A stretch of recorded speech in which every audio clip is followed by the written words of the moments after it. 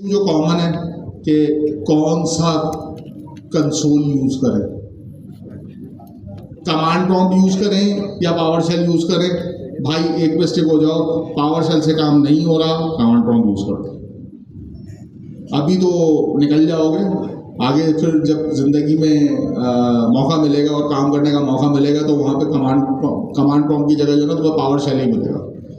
तो अगर अभी नहीं हो रहा पावर शेल, क्योंकि मैंने पावर शेल के वो सोल्यूशन को 50 दफ़ा 50 ग्रुप्स में डिस्कॉर्ड पे इंडिविजुअल यूजर्स को सबको बता दिया है, रैपो में डाल दिया है गिटहब की, लेकिन कोई फॉलो करने को तैयार नहीं है।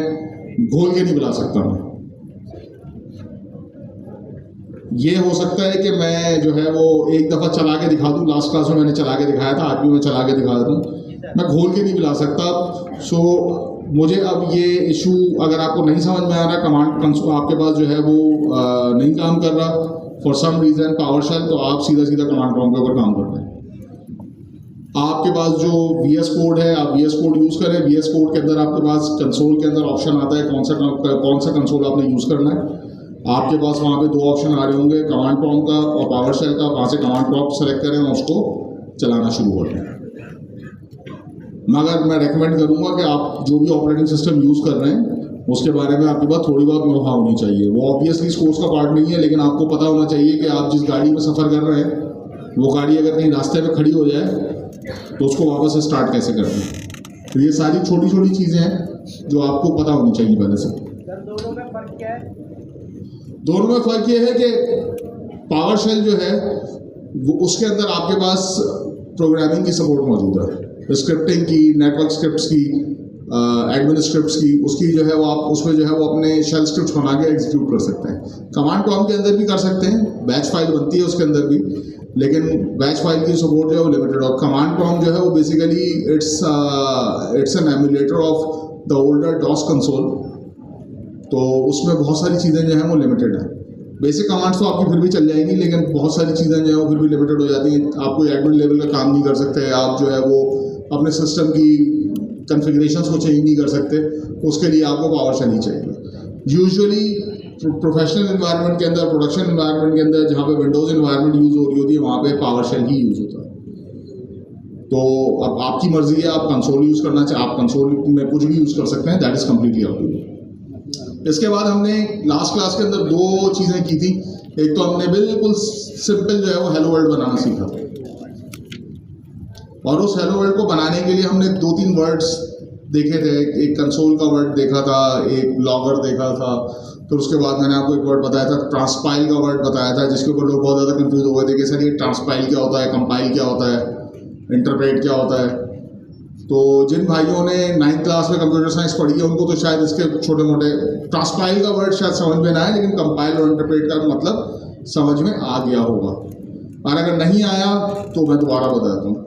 आपका कंप्यूटर प्रोग्राम 3 तरह से एग्जीक्यूट होता है। या तो वो कंपाइल होकर एग्जीक्यूट होता है, या इंटरप्रेट होता है, या ट्रांसपाइल होता है। अब ये क्यों होता है, इसके पीछे एक पूरी लॉजिक है। कौन सी लैंग्वेज है, C++ में कंपाइल होता है, कंपाइल होने के बाद उसकी बाइनरी फाइल बनती है, वापस से उसी ऑपरेटिंग सिस्टम के ऊपर चल रही होती है। इंटरप्रेट के अंदर जो है वो लाइन बाय लाइन रीड करता हुआ जा रहा होता है। अगर आपको याद हो, आपने GW बेसिक में किसी ने काम किया है ना, GW बेसिक में जिस लाइन के ऊपर एरर होता है उससे ऊपर का प्रोग्राम एग्जीक्यूट हो जाता है। ऐसे ही होता था। अगर लाइन नंबर 50 पे एरर आए तो लाइन नंबर 40 तक का प्रोग्राम एग्जीक्यूट हो जाता था। फिर लाइन नंबर 50 पे जब वो पहुंचता था फिर कहता था यहाँ पे एरर है। वहाँ पे वो लाइन बाय लाइन एग्जीक्यूट करता था, थोड़ा सा कोड पढ़ता था, उसको कंपाइल करता था, मशीन लैंग्वेज के अंदर इंस्ट्रक्शन में कंपाइल करता था, और उसके बाद उसको एग्जीक्यूट कर देता था। इस तरह की चीज़ों को कहते हैं just in time compilation. Interpretation के अंदर वो लाइन एक लाइन को पढ़ता जाएगा, एग्जीक्यूट करता जाएगा, जहाँ उसको एरर मिलेगा हैंग हो जाएगा, मतलब बस ठीक है, इससे ज़्यादा नहीं कर सकता। जावास्क्रिप्ट में भी यही था। अच्छा, कितने लोग यहाँ इस क्लास में जावास्क्रिप्ट पढ़ के आए हैं? हम इस क्लास में जावास्क्रिप्ट को अगले 4-5 क्लासेस तक डिस्कस नहीं करेंगे। फेसबुक के ग्रुप पे आपको कोई भी कह रहा है कि जावास्क्रिप्ट आप नहीं आती तो आपको टाइपस्क्रिप्ट नहीं, आप नहीं पढ़ सकते, नहीं कर सकते, हम किसी किस्म का कोई कंपैरिजन नहीं करेंगे। आप आपको यहाँ पे टाइप स्क्रिप्ट पढ़ाई जा रही है, टाइप स्क्रिप्ट की फाइल जावास्क्रिप्ट की बनती है, उस फाइल को खोल के देखने की जरूरत नहीं है फॉर द टाइम बिंग। आगे जाके खोल के देखने की जरूरत पड़ेगी, लेकिन अपने आप को कंफ्यूजन से बचाने के लिए कि मुझे जावास्क्रिप्ट नहीं आती, मुझे CSS नहीं आती, मुझे HTML नहीं आती, तो मैं आगे काम नहीं कर सकता। इसके लिए आप अपने आप को बचाने के लिए जो है वो जावास्क्रिप्ट से फॉर द टाइम बिंग थोड़ा सा किनारा कशी इख्तियार करना है, वरना छोड़ें, मैं एनालॉजी नहीं देता, वो थोड़ी सी गलत है। प्रोग्रामिंग, लास्ट क्लास में भी हमने डिस्कस किया था। प्रोग्रामिंग क्या होती है? प्रोग्रामिंग कोई मुझे बताएगा प्रोग्रामिंग क्या होती है? जी भाई,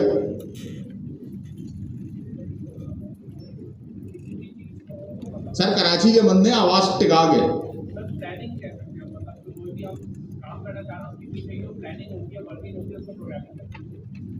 ओके, सही है। और सर लैंग्वेज को भी कहते हैं प्रोग्रामिंग लैंग्वेज, जो हम कोड वगैरह में इस्तेमाल कर रहे होते हैं, जैसे पाइथन, टाइपस्क्रिप्ट। मैं प्रोग्रामिंग पूछ रहा हूँ, लैंग्वेज कहाँ से आ गई भाई? पाकिस्तान टूर पे जा रहे हो, उससे पहले की प्रोग्रामिंग। पाकिस्तान टूर पे जो एग्जीक्यूशन हो रही है वो भी प्रोग्रामिंग है। सेट ऑफ इंस्ट्रक्शन, ठीक है, ये भी सही है। पाकिस्तान टूर की प्रोग्रामिंग वाली एग्जांपल वैलिड है, उस पर हम बाद में आएंगे। सेट ऑफ इंस्ट्रक्शन, यहाँ से एक आवाज आई, प्लानिंग वहां से एक आवाज आई, और स्केलेटन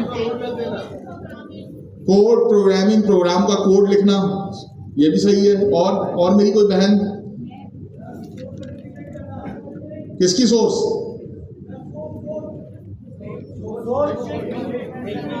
सोच, मैंने कहा सोर्स, कौन सी सोर्स इंप्लीमेंट करा रहा भाई जी? वो आप जो है वो 200 किलोमीटर आगे चली गई है, तो थोड़ा पीछे आ जाए, स्पीड आप थोड़ी सी कम रखें। इन दी एंड फ्रेमवर्क भी डिजाइन होता है प्रोग्रामिंग के थ्रू, लेकिन अभी जो है ना वो ब्रेक पीछे लगा हुआ है, आप आगे निकल गए। मगर ये भी एक आंसर है, एक वैलिड आंसर है। और कोई सवाल, और किसी के दिमाग में कोई प्रोग्रामिंग के हवाले से कोई नई किस्म की लॉजिक आ रही हो? नहीं है? लॉजिकल इम्प्लीमेंटेशन, ये भी सही है।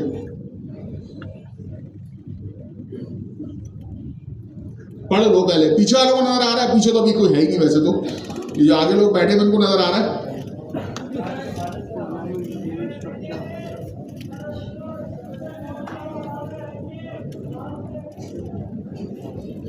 देखो, मुझे कोई नुकसान नहीं होगा अगर तफरियां करोगे, क्लास से बाहर निकाल दिया जाएगा, मुझे एक पैसे का घंटा फर्क नहीं पड़ता। लेकिन ऐसी हरकतों से जो है ना, ये बाकी जो आगे लोग जो बेचारे पढ़ने की कोशिश कर रहे हैं ना, वो डिस्टर्ब होंगे। सो कोशिश कीजिएगा कि ऐसी आवाज देना है पीछे से।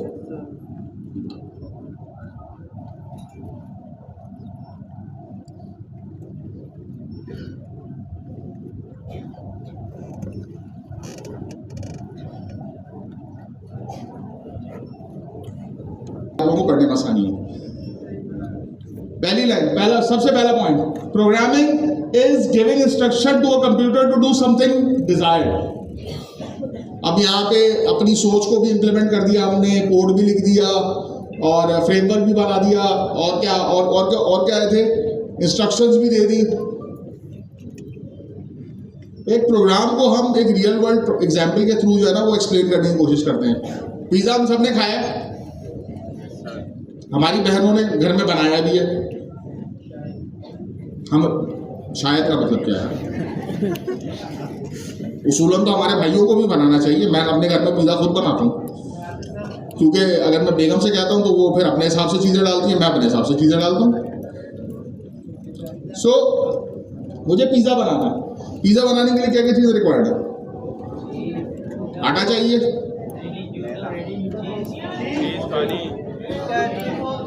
बगैर आटे के पिज़्ज़ा बना लोगे? बगैर बेस के पिज़्ज़ा बना लोगे? हाँ, अगर आप वो बंदे हो जो इम्तियाज से या डायमंड से जाके पिज़्ज़ा की बनी बनाई डोज ले आता है तो ठीक है, फिर मैं कुछ नहीं कर सकता। लेकिन अगर आटा नहीं है तो पिज़्ज़ा नहीं बन सकता। मज़े की तो बात छोड़ो, मज़े तो बात की बात है। आटे के बगैर पिज़्ज़ा बन ही नहीं सकता, क्योंकि आपको सबसे पहले पिज़्ज़े की डो चाहिए। डो बनाने के लिए कुछ चीज़ें चाहिए आपको, यीस्ट चाहिए आपको, नमक चाहिए, गर्म पानी चाहिए, और क्या चाहिए, और भी कुछ चीज़ें होती हैं। अबे अभी तो डो की बात हो रही है। फ्रेमवर्क बना दे, वो बेचारी बहन ने कहा था फ्रेमवर्क, तू बाकी फ्रेमवर्क बनाने में चल गई। ग्राउंड फ्लोर बना नहीं, सीधे टॉप फ्लोर पे, पिज़्ज़ा का टेस्ट डिफरेंट हो जाएगा। अगर आपने चीज़ ज़्यादा डाल दिया या कम डाल दिया तो भी प्रॉब्लम है। अगर आपने टमाटो सॉस डलेगी, अगर उसके ऊपर लार्ज पिज़्ज़ा के ऊपर चीज़ की टॉपिंग करनी है तो उसके अंदर जो है वो 150 ग्राम चीज़ की टॉपिंग होगी। अब ये क्या है, ये मैंने मुख्तलिफ चीज़ों के वेरिएबल्स डिफाइन कर दिए। अब ये मुख्तलिफ जो चीज़ें हैं वो क्या है, ये है आपकी डेटा टाइप्स। टोमेटो एक डेटा टाइप है, चीज़ एक डेटा टाइप है। उसके साथ आपने क्या किया, उसके साथ आपने कह दिया कि यार इसके ये वेरिएबल्स हैं, ये हटा दो।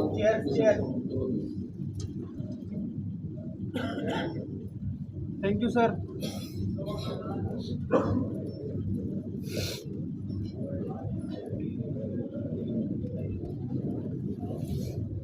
के बाद उसके वेरिएबल्स डिफाइन कर दिए कि कौन सा वेरिएबल किस तरीके से काम करेगा। फिर उसके बाद आपको चाहिए रेसिपी।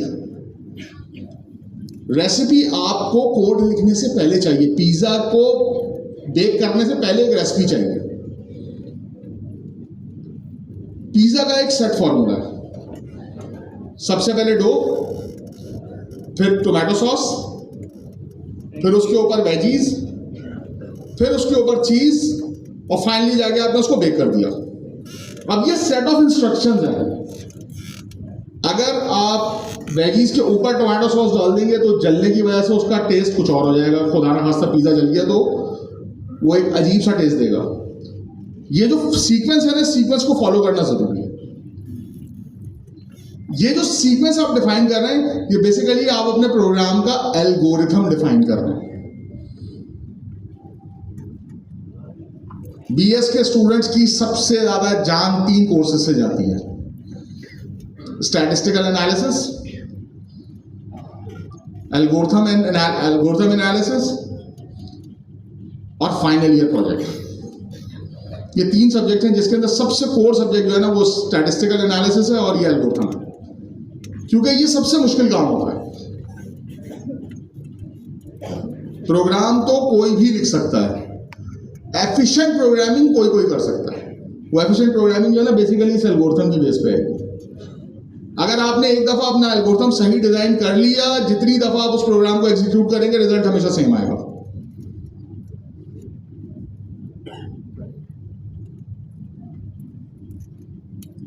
अगेन इसको अगर आप दूसरे तरीके से अगर मैं एक्सप्लेन करूं, बर्गर लैब और इस तरह के जितने भी हैं ये सब अपनी ना सॉसेस की वजह से चल रहे होते हैं। हर बर्गर, कोई भी कहीं से भी आप बर्गर बना लें, पैटी होगा उसमें एक बन होगा, लेकिन जो उसका टेस्ट डेवलप हो रहा होगा ना वो पैटी या बन से डेवलप नहीं हो रहा होगा, उसकी सॉसेस से डेवलप हो रहा होता है। उन्होंने अपनी सॉसेस को जो स्टैंडर्डाइज किया हुआ है ना, हर दफा उनको पता है कि मैं इतना डालूंगा और इतना यही टेस्ट आएगा, चाहे आप 1 दफा जाए चाहे 2 दफा जाए तो 2000 दफा जाए। वो एक अलग बात है कि हमारे यहाँ फूड इंडस्ट्रीज जो है वो अपना लेवल गिरा देती हैं पैसे बनाने के चक्कर में, दैट्स अनदर थिंग। लेकिन अगर उन्होंने स्टैंडर्डाइज किया हुआ, एल्गोरिथम अपना सही रखा हुआ तो उसका मतलब है हर दफा टेस्ट सेम मिलेगा। अब उसके बाद आप क्या करेंगे, आपने कहा आपने सारे स्टेप्स डिफाइन कर दिए कि यार ये स्टेप्स हैं पिज़्ज़ा बनाने के। अब आपने एक्चुअल उनको इम्प्लीमेंट करना शुरू किया। डो में डो बनाने के लिए पानी, यीस्ट, नमक और ये सारा गूंद गान के उसको आपने जो है वो बना दिया, डो बना दी। डो को फैलाया, डो को फैलाने के बाद उसके ऊपर आपने चीज़ सॉस आपने उसमें सॉस लगाया, फिर वेजीज रखी, फिर जो भी उसका प्रोसीजर होता है वो आपने किया।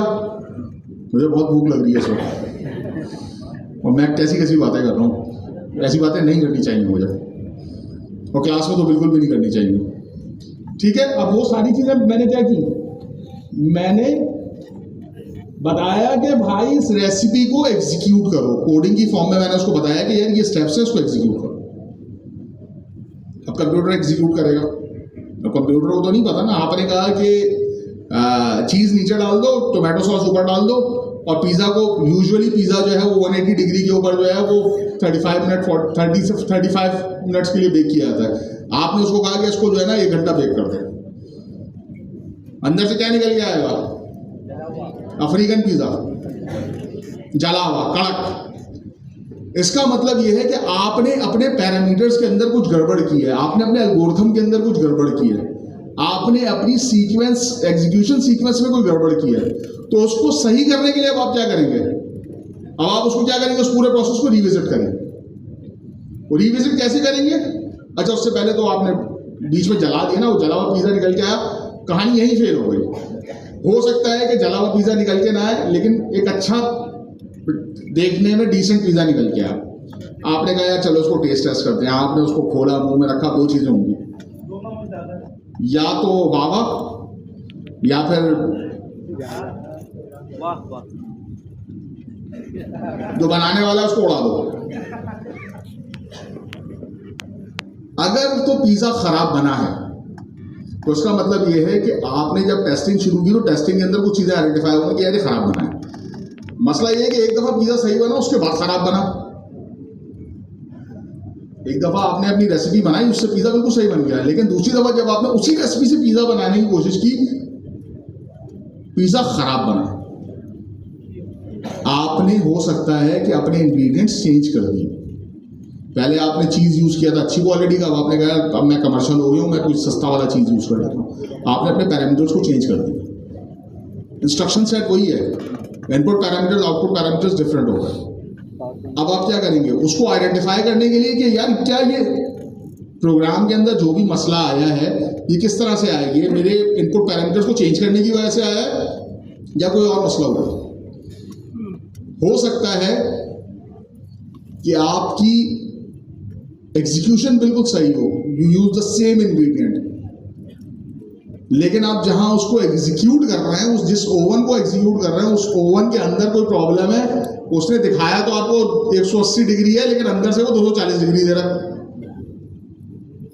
इसका मतलब है कि हो सकता है कि आपके पास आपके कोड में मसला ना हो, आपके रन टाइम एनवायरनमेंट के अंदर जो हमारे केस में नोड है उसमें मसला हो, ऑपरेटिंग सिस्टम में कोई मसला हो, डेटाबेस में कोई मसला हो, कोई सपोर्टेड सिस्टम के अंदर मसला हो। इस मसले को आइडेंटिफाई करने का जो प्रोसेस कहलाता है वो प्रोसेस डिबगिंग कहलाता है। सबसे पहले किसी दूसरे पे उंगली उठाने से पहले सबसे पहले आप अपना कोड देखते हैं कि मैंने तो कुछ भंड नहीं मारा, अगर मैंने कुछ भंड मारा मैं सही कर दूंगा। उसके बाद फिर अगर आपकी चीज़ सही चल रही है, आपने कहा यार डिबगिंग में तो सही चल रही है, यूजुअली एक एग्जाम्पल आती है कि यार मेरे पीछे में तो सही चल रहा है, ये प्रोडक्शन में कैसे पड़ गया। तो बॉस की आवाज़ आती है, भाई तेरा पीसी दे नहीं देना मैंने उसको प्रोडक्शन एनवायरनमेंट में, तेरा कोड दे दे, सही कर उसको प्रोडक्शन एनवायरनमेंट में। सो पूरी डिबगिंग और ये सारा जो प्रोसेस है, ये पूरा प्रोसेस जो है ये कहलाता है SDLC, software development life cycle.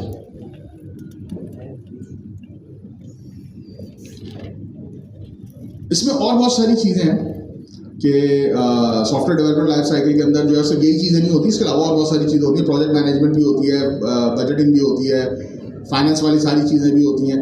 लेकिन जो एक्चुअल जो डेवलपर्स आपस में जो एक दूसरे के बाल नोचल होते हैं ना, उससे ये 4-5 चीज़ों में ही नोचल होते हैं। ये है हमारा पूरा सॉफ्टवेयर डेवलपमेंट लाइफ साइकिल का प्रोसेस, और ये प्रोसेस होता है आइटरेटिव।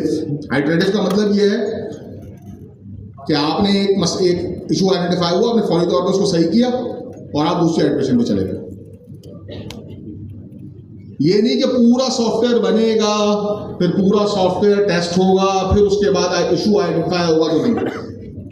ये मॉडल भी है, इस पूरे सॉफ्टवेयर को एक साथ डिजाइन करके फिर टेस्टिंग, इसको कहते हैं वाटरफॉल मॉडल। ये मॉडल आगे जाके आएंगे, कभी जब पढ़ोगे तो उसको पता चलेगा। लेकिन ये है कि SDLC नाम याद रखो, वाटरफॉल आइटरेटिव इसको ना भी रखो तो जरूरत नहीं है, लेकिन SDLC नाम दिमाग में होना चाहिए। What are the basic building blocks of programming? या आई थिंक फिर मसला हो रहा होगा आप लोगों को, तो उसको थोड़ा सा बड़ा कर देते हैं।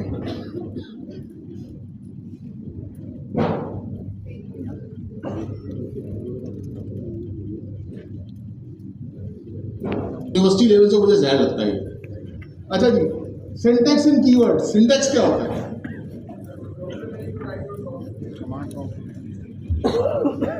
क्या बात आई है भाई, किसी भाई ने कुछ कहा था।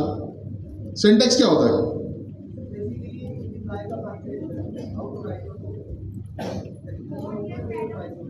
आप लोगों की मादरी जबान क्या है? उर्दू लिखने का एक तरीक़ेकार है। Yes sir. अलिफ से लेकर ये तक हुर्फ़े तहज्जी होते हैं, फिर उसके बाद कुछ हे वाले साउंड आते हैं जिसमें भ फ ख इस तरह के कुछ साउंड आते हैं। फिर उसके बाद जो है वो कुछ उर्दू को लिखने का एक तरीका होता है कि उर्दू लेफ़्ट टू राइट लिखी जाती है, sorry Urdu right to left लिखी जाती है, हाँ राइट टू लेफ़्ट लिखी जाती है, राइट टू लेफ़्ट लिखी जाती है। उर्दू जैसी एक और लैंग्वेज है हिंदी। हमें आज तक नहीं पता कि Hindi is the origin of Urdu. Hindi language के अंदर जितनी भी जो ग्रामर्स और ये ग्रामर और डायलैक्ट्स और ये सारी चीज़ें जो भी चीज़ है वो हमने उसको मुसलमान किया था उर्दू की शक्ल में। और वहाँ पे क्योंकि देवनागरी यूज़ होती थी या हिंदी फॉन्ट या संस्कृत फॉन्ट यूज़ होता था, तो हमने कहा नहीं हम इसको अरेबिक फॉन्ट में लिखेंगे। और हमने उसकी जो है वो अलिफ से लेके ये तक हुर्फ़े तहज्जी बना दी और उसके बाद फिर उसमें साउंड ऐड कर दिए, फिर उससे कवायद सारे जो है ना वो हिंदी की जो हिंदी लैंग्वेज की जो मात्राएं हैं उसमें है। मुझे इसलिए पता है कि मेरी जो सास हैं वो she knows Hindi very well, क्योंकि उनकी पैदाइश इंडिया की थी। तो उनसे मैंने एक दफ़ा ज़माने में हिंदी पढ़ने की कोशिश की थी, आई मुझे कद्दू समझ में नहीं, क्योंकि वो उसका फॉन्ट अब याद रखना ज़रा मुश्किल था, तो इसलिए मैंने वो फिर छोड़ दिया। बड़ी उन्होंने मुझे कुछ छोटी छोटी बातें बताई थी। तो इसका मतलब ये कि कोई भी लैंग्वेज है उसका कोई ना कोई सिंटैक्स होता है, उसको लिखने का तरीका तो होना चाहिए ना भाई। उसमें कुछ ऐसे वर्ड्स होंगे जो काम के होंगे, जिन वर्ड्स का मतलब अगर आपने चेंज कर दिया तो काम खराब हो जाएगा। ऐसे वर्ड्स क्या कहलाते हैं? की वर्ड्स कहलाते हैं। सिंटैक्स और कीवर्ड्स हर लैंग्वेज के अंदर ये चीज़ें मौजूद होंगी। दूसरी चीज़ फिर क्या है? Data types. अभी हमने पिछले स्लाइड के ऊपर देखा था कि डेटा टाइप्स किस तरह की हो सकती हैं। हर लैंग्वेज के अंदर 3 ही तरह की डेटा टाइप्स होती हैं, उसके अलावा कोई चौथी डेटा टाइप नहीं हो सकती। नंबर होंगे, स्ट्रिंग होंगे, हाँ होगा या ना होगा, इसके अलावा कुछ नहीं हो सकता। स्टेटमेंट लिखना है, स्ट्रिंग में लिखोगे। हिसाब किताब करना है, नंबर्स में करोगे। कोई डिसीजन लेना है तो या तो हाँ में डिसीजन लोगे या ना में डिसीजन लोगे। सर स्ट्रिंग क्या होता है? Alphabets. String group of characters.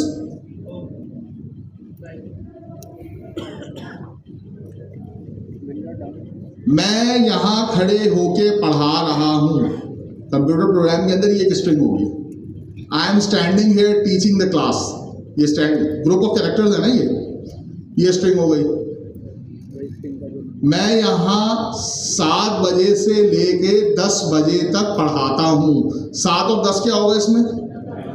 Numbers हो गए। बाहर हालात खराब हैं इसलिए क्लास नहीं होगी। नहीं, हाँ या ना। ग्रुप के ऊपर मैसेज आ रहा है सर आज क्लास होगी, हाँ या ना। इसके अलावा मुझे और कोई ऐसा स्टेटमेंट और कोई ऐसी चीज बता दो जो लैंग्वेज के बेसिक कंस्ट्रक्ट से बाहर हो। इन 3 के अलावा कोई ऐसी चीज है जो तुम्हारे दिमाग में आ रही है जो बाहर हो? किसी के दिमाग में कोई आ रहा है? अब नंबर में आप ये कह सकते हो कि वो नेगेटिव नंबर और पॉजिटिव नंबर हो सकते हैं, लेकिन होते तो नंबर ही हैं। स्ट्रिंग के अंदर जो है आप ये कहते हैं कि जी सर वो ए से लेके जेड तक और छोटी ए से लेके छोटी जेड तक स्पेशल कैरेक्टर, वो भी स्ट्रिंग है। लैंग्वेज का ही पार्ट है ना, वो लिखने का ही पार्ट है ना। एंड का सिंबल इंग्लिश में और के लिए एंड के लिए इस्तेमाल होता है ना। आप वहां पे एंड लिख दो या खाली एंड लिख दो। पाउंड यूरो का सिंबल बनाना है, वहां पे EUR लिख दो या वो यूरो का सिंबल बना दो। इसके अलावा वो सब स्ट्रिंग है। जो चीज लिखी पढ़ी जा रही है वो स्ट्रिंग है। जहां नंबर आ गए वो नंबर है। जहां न्यूमेरिकल कोई काम करना है वहां पे नंबर आ गए, और जहां पे आपने डिसीजन लेना है वहां पे इफ और दैट, इफ अगर वो सॉरी इफ कह रहा हूं, यस और नो। इसके अलावा आपके पास और कोई डेटा टाइप शायद एग्जिस्ट नहीं करती। अगर कोई कर सकती है तो मुझे बता दे, मुझे अच्छा लगेगा कि मेरी नॉलेज में इजाफा हो। इसके बाद क्या है? Control flow. वेरिएबल। अच्छा सॉरी, वेरिएबल्स तो हमने देख लिया ना। कितने किलो चीज़ इस्तेमाल करना है, कितने ग्राम यीस्ट इस्तेमाल करना है, कितने ग्राम जो है वो टोमेटो केचप इस्तेमाल करना है, कितने ग्राम जो है वो XYZ कोई चीज़ इस्तेमाल करनी है, वो सब आपने ग्रामेज में बता दिया। कितना हीट करना है, कितना टाइम लगाना है, वो सारी चीज़ें उस ये सारी चीज़ें आपकी वेरिएबल है। वेरिएबल एक ऐसी चीज़ है जो थ्रू आउट योर प्रोग्राम कभी भी चेंज हो सकती है।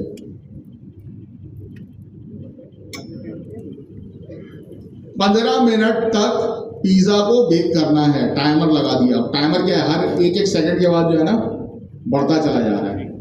हर 1 सेकंड के बाद वेरिएबल की वैल्यू चेंज हो रही है। जब उस वेरिएबल की वैल्यू अपने डिफाइंड थ्रेशोल्ड के पास पहुंच जाएगी, यानी 25 मिनट पे पहुंच जाएगी, तो क्या होगा, बजर बज जाएगा कि भाई पिज़्ज़ा बेक हो गया, बाहर निकाल लो, प्रोसेस कंप्लीट, बाहर निकाल लो, वरना क्या होगा, ओवर कुक हो जाएगा। क्योंकि एक और चीज होती है ना फिजिक्स में, लेटेंट हीट ऑफ फ्यूजन। वो लेटेंट हीट की वजह से क्या होगा, कॉन्स्टेंटली कुक होता रहेगा, ओवर कुक हो जाएगा, खराब हो जाएगा। और अब ये क्या, ये एक एक्सटर्नल पैरामीटर है। ये एक एक्सटर्नल पैरामीटर, हमने बात की थी ना कि पिज़्ज़ा खराब भी हो सकता है। आपने कहा 10 मिनट बेक किया, हमने 10 मिनट बेक किया, उसको छोड़ दिया, अंदर ही पड़ा हुआ है, बाहर निकाला, अजीब सा निकला। क्यों? ओवर कुक हो गया, क्योंकि अंदर हीट तो मौजूद थी, आपने आपका वो तो बंद हो गया, लेकिन अंदर जो हीट थी उसने पिज़्ज़ा को खराब कर दिया। आगे कंट्रोल फ्लो। कंट्रोल फ्लो क्या होगा भाई?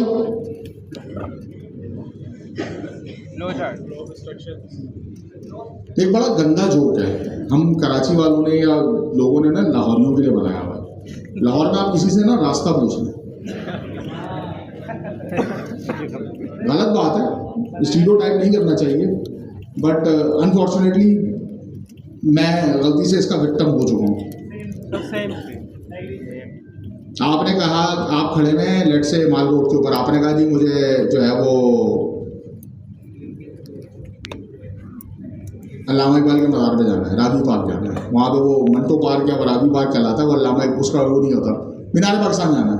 अब मीनार पाकिस्तान जाने के लिए यहाँ पे आपसे लेट से यहाँ से अगर वो मुझसे पूछे कि यार मुझे मज़ार गाइब जाना है, तो आप उसको क्या कहेंगे, यार यहाँ से निकलो, आगे चौराहा आएगा, वहाँ से लेफ्ट हो जाना, बिल्कुल सीधे चले जाना, आगे जाके जो मेन रोड आएगी, एमेजना रोड आएगी, वहाँ से राइट होना और सीधे चले जाना, सामने मज़ार गाइब नजर आ जाएगा। वहाँ पे कुछ और भी हो सकता है, पायन पहले तो तुझे उठे जाओ फिर।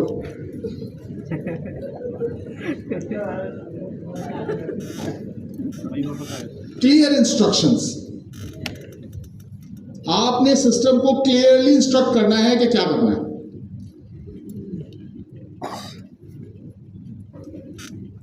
इसमें कंडीशंस भी आ जाती हैं, इसमें लूप्स भी आ जाते हैं, और इसके अंदर वेरिएबल की डिक्लेरेशन, इनिशियलाइजेशन, डिस्ट्रक्शन, सारी चीज़ें जो वहाँ पे कंट्रोल फ्लो के अंदर आती हैं। बेसिकली जो आप कोड लिख रहे होते हैं ना, जो इंस्ट्रक्शन सेट लिख रहे होते हैं, वो आपका जो है ना वो कंट्रोल फ्लो के अंदर आएगा।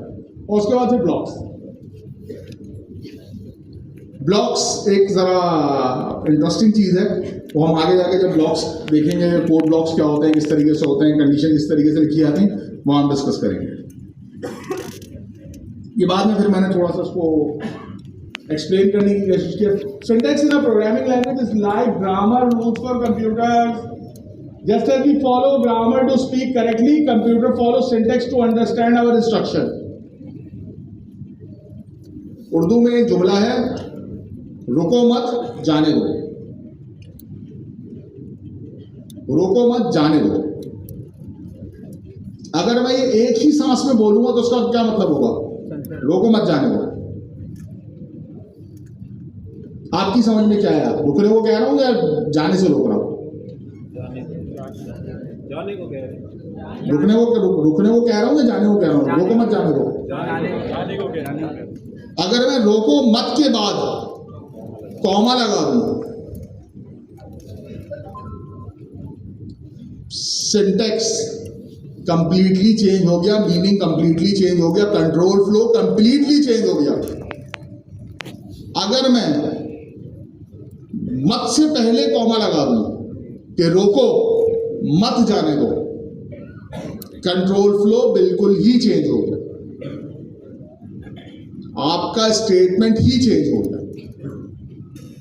तो सिंटेक्स के अंदर ये सारी चीज़ों का आपको ख्याल रखना पड़ता है। वो आपको कंप्यूटर को तो नहीं पता ना, वो जेन एआई वाली चीज़ नहीं अभी हो रही कि आपने जो प्रॉम्प्ट दिया उसने आपको रिस्पॉन्स निकाल के दे दिया, उसके पीछे भी उसने बिलियंस ऑफ लाइंस पढ़ी होंगी जब पे जाके वो जवाब दे रहा है। लेकिन सिंटेक्स, क्लियर सिंटेक्स, वो जो आप पीछे एल्गोरिथम बना रहे हैं ना, जो भी हम आगे जाके थोड़ा सा डिस्कस भी करेंगे, तो आपको पता होना चाहिए क्या है। अब यहाँ पे मैंने हेलो वर्ल्ड के थोड़े से जो हिस्से बखरे किए हैं कि console.log हेलो वर्ल्ड ये पिछली क्लास में नहीं किया था, क्या कहता है ये? अब मुझे बताओगे ये जो लाइन तुम्हें ये समझ में क्या आ रही है इससे? The syntax here says first use console.log then put the message in quotes.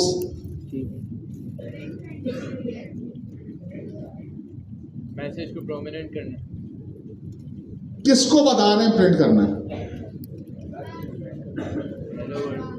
Computer को पता है ये console.log का मतलब ये है कि स्क्रीन के ऊपर कोई चीज प्रिंट कर दो। कंप्यूटर को ये बात पता है, जो भी रन टाइम है उसके अंदर जब ये स्टेटमेंट आएगी, जो कोट्स के अंदर चीज लिखी हुई होगी या ब्रैकेट्स के अंदर चीज लिखी हुई होगी, उसको कंसोल पे प्रिंट कर देगा। आपको सिंटेक्स पता है, कंप्यूटर को पता है कि इसको अपनी जबान में या अपनी दुनिया में किस तरीके से एग्जीक्यूट करना है। ये चीज है सिंटेक्स। किसी भी एक लैंग्वेज में महारत हासिल करने के बाद, प्रोग्रामिंग के अंदर किसी भी एक लैंग्वेज में महारत हासिल करने के बाद किसी दूसरी लैंग्वेज पे शिफ्ट करना is just the change of syntax. आज की तारीख में अगर आप टाइपस्क्रिप्ट अच्छे से पढ़ लेते हैं, कल को आपको जावास्क्रिप्ट आसानी से समझ में आना शुरू हो जाएगी। कुछ कॉन्सेप्ट्स हैं जावास्क्रिप्ट के जो उल्टे किस्म के कॉन्सेप्ट्स हैं, वो एक अलग बात है, लेकिन बेसिक जावास्क्रिप्ट अभी भी आप कोड लिखते होंगे ना, जेएस की फाइल खोल के देखते होंगे, एक जैसा ही कोड लगा। दोनों लैंग्वेजेस अलग है। टाइपस्क्रिप्ट एक अलग लैंग्वेज है। कल को माइक्रोसॉफ्ट ये कहता है कि जी मैं टाइपस्क्रिप्ट का जो है ना वो बाइनरी एग्जीक्यूशन करना शुरू कर दूंगा, कोई अलग सी वो कर दूंगा, नहीं कर रहा मैं जावास्क्रिप्ट में जनरेट नहीं कर रहा, जावा से गंदी लैंग्वेज है, बदतमीज लैंग्वेज है, अच्छी नहीं लग रही। वो कल को कहता है मैं कोई अपनी लैंग्वेज ले आऊँ। माइक्रोसॉफ्ट बाय द वे ऐसा कर चुका है 2001 में। उन्होंने अपनी एक पूरी अलग दुनिया बनाई थी जिसको आज हम .NET के नाम से जानते हैं। अगर इस console.log के अंदर कोई एरर आता है तो क्या होगा? कंपाइलर आपको बता देगा कुछ मसला हुआ है, करके देखें जरा ऐसे।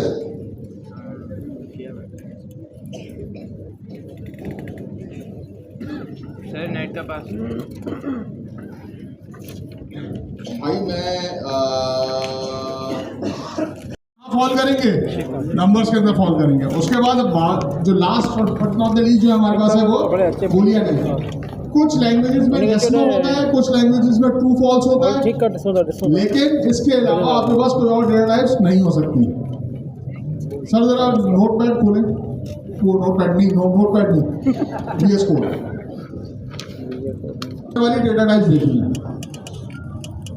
किसी भी प्रोग्रामिंग लैंग्वेज में यही 3 होगी। अब इसकी कुछ फर्दर स्पेसिफिकेशन हो सकती है, जैसे टाइपस्क्रिप्ट के अंदर है। टाइपस्क्रिप्ट के अंदर जो है वो अगर आपने स्ट्रिंग डिक्लेयर करना है तो वहाँ पे आपके पास स्ट्रिंग के नाम से, अगर आपने नंबर डिक्लेयर करना है तो नंबर के लिए आपके पास जो है इंटीजर भी है, फ्लोट भी है। फ्लोट का मतलब डेसिमल नंबर्स या डबल भी है। और अगर आपने यस और नो का कोई वेरिएबल डिक्लेयर करना है तो वहाँ पे आपके पास बूलियन है। इसके अलावा आप अपनी कस्टम डेटा टाइप्स भी बना सकते हैं। कब बनाएंगे? जब हम ऑब्जेक्ट ओरिएंटेड प्रोग्रामिंग पढ़ेंगे तो वहाँ हम देखेंगे कि हम अपनी कस्टम डेटा टाइप्स और उन डेटा टाइप्स पे कस्टम बिहेवियर्स किस तरीके से अप्लाई कर सकते हैं। लेकिन वो अभी 4-5 क्लासेस के बाद देखेंगे कि हम अपनी कस्टम डेटा टाइप्स किस तरीके से बनाएं। सर ज़रा ये प्रोग्राम फटाफट निपटाएं। हेलो वर्ल्ड का